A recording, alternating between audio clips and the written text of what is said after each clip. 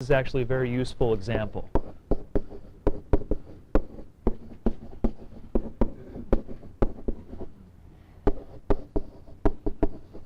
And now we get to a very important lesson in the writer's workshop.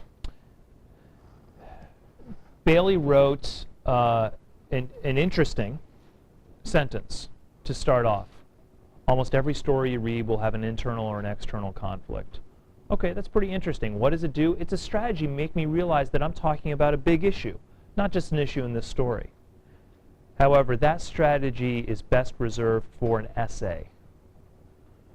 And when Bailey writes an essay, she's already right on track because she's going to write an introduction sort of paragraph that'll have an idea like that and developed. But we're not doing that. We are writing a paragraph, and the paragraph will begin with your claim sentence. No need for introduction strategies. Just begin with the claim sentence. Many of your claims are flawed, so we need to fix them.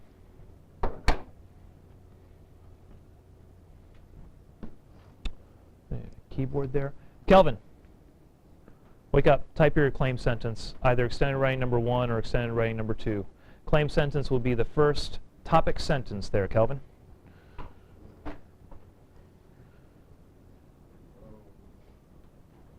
Everybody should be paying attention to their own claim sentence on this or on the previous one, especially paying attention to the marks I made on extended writing number 1. Jeremy?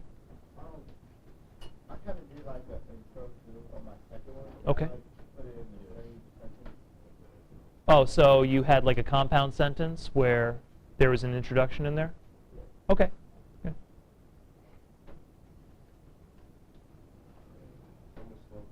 That's okay. So am I. I've been typing furiously for 20 years and I still hunt and peck.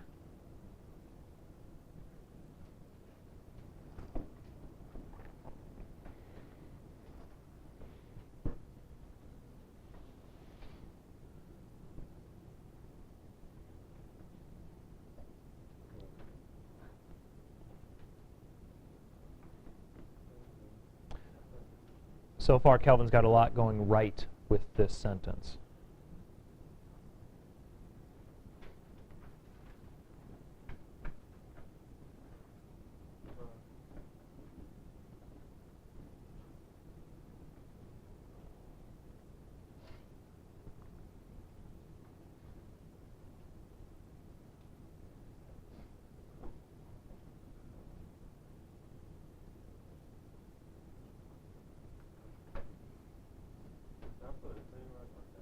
Yeah.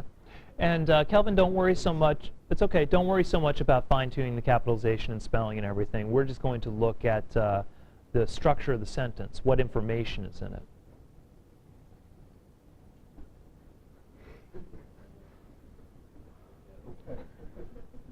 No, seriously, don't worry about it. You know exactly what he's talking about.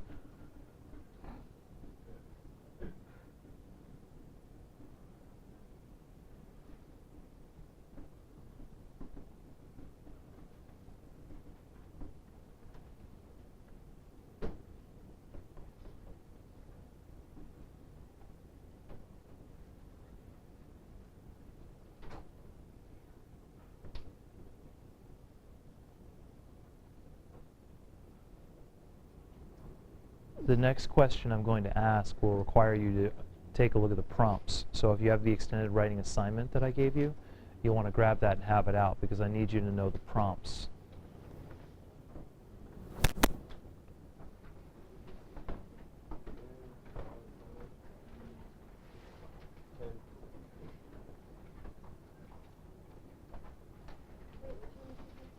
Extended writing assignment, there's one big assignment for all of them. One assignment sheet for all of them.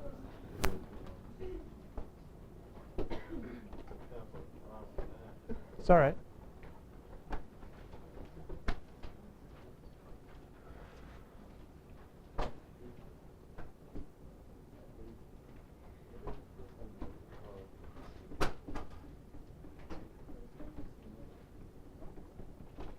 Nice.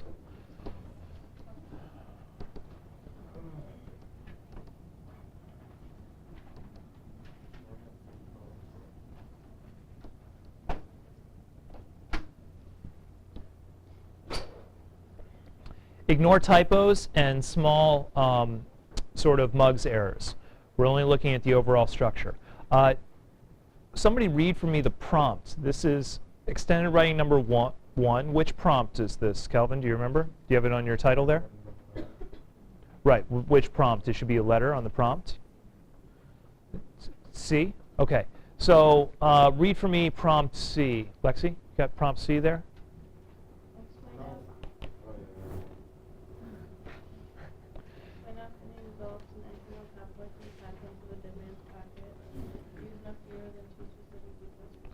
Okay, the first sentence, explain how Finney develops a conflict or an internal conflict in contents of a dead man's pockets.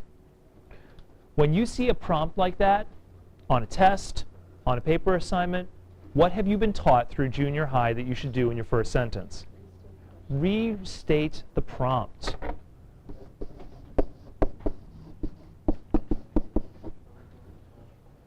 But that's step one. What's step two? I'll give you a hint. Kelvin's done it. Answer it. Thank you, Sarah. You rewrite and you answer. So the prompt says, explain how Finney develops an internal conflict in contents of a dead man's pockets. You can see how he rewrites it. What's his answer? What's Kelvin's answer to that prompt in this sentence? Todd, what's the answer to the internal conflict? What is the internal conflict according to Kelvin's sentence? Perfect. Spend time with his wife or finish the paper. So right now, Kelvin's sentence in terms of its content is exactly where I want it. Now let's fine-tune it to make it shorter and more to the point. How did most of you begin your claim sentences? In the story, in whatever. Okay, good. Here's how it's really easy to begin these claim sentences. And when I read Bailey's and I say, no, there's introduction, it's because it doesn't begin immediately this way. In contents of a dead man's pockets, there's my acronym. In Kodump. Yes. In this story, what's the punctuation rule? Punctuation rule, Sarah? Comma inside the quotation marks. In this, what should the next word be? In order to rewrite the prompt, what should the next word be? And as wonderful as Sarah is, I feel like I'm having a conversation with her. Courtney? No, actually not. Not the character's name. And I'll give you a hint, Courtney. Kelvin did this. What's the subject of Kelvin's sentence up there? What's the noun? David? Finney, the author. You see how Finney is his subject up here? Finney does this. We want Finney. Is it Y or EY? EY. That's what I thought. Okay. In contents of a dead man's pocket, Finney, what do you want as a verb? Huh? Develops. Thank you, Adriana.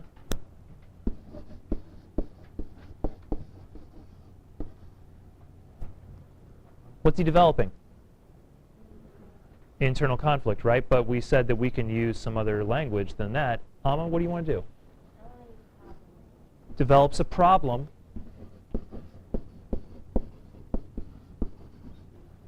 Tell me about the problem, Amma.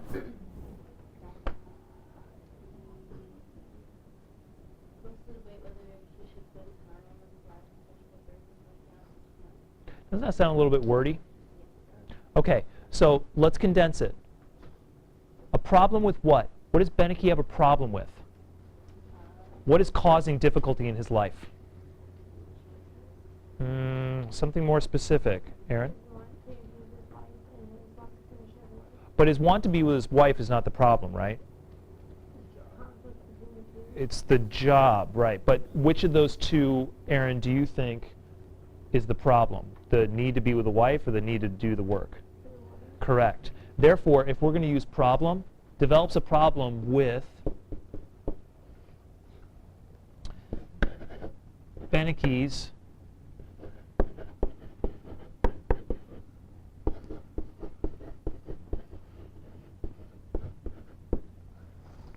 There you go. Period. In Contents of a Dead Man's Pockets, Finney develops a problem with Beneke's need to overwork. You could say Tom Beneke's need to overwork, or you could say the protagonist, Tom Beneke's need to overwork, if you wanted to be a little bit more specific. Now, we've lost all this detail that Kelvin included in this sentence. Is that a problem? Why not? Thank you, David, because he will bring this detail out in the detail section of his paragraph. He doesn't need that in there. What he needs is to do two things and do them quickly. He needs to restate the prompt, and he needs to answer the prompt. He's done those two things. But what I want you to do is be able to do it quickly, directly and to the point, and get into your detailed support. Look at extended writing number 1. Who has a claim where I've made a comment saying there's a problem with this? All your hands are down. I've read them, folks. I know just about every single one of you has some sort of comment. Connor, what do you got for extended writing number 1? Read your claim for me, please. I just need to know, like, what date, how you write the date up. How you write what? The date. Oh, no. No, I mean, Connor, let's take a look at your claim sentence. I just need you to read me your claim sentence. That should be your topic sentence in that paragraph. I can answer that question in a little bit. Let's focus on this one first. I said in the story, in parentheses, the master, not parentheses, location, master death by Poe, there are many external conflicts. Aha. In the story, The Mask of the Red Death by Poe, there are many external conflicts. What's Connor's mistake? I was Oh, that there's more sentence? Yeah. Okay, there's no period right there? It was a comma. Oh, good, comma. Let's go. Said, but the main conflict of the story was the plague. Was the plague? Yeah. Okay. What do you think? Answer it better? How so?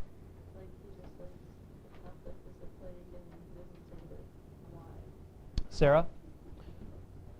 What do I have in this sentence that Connor doesn't have in his? What is important to understanding conflict?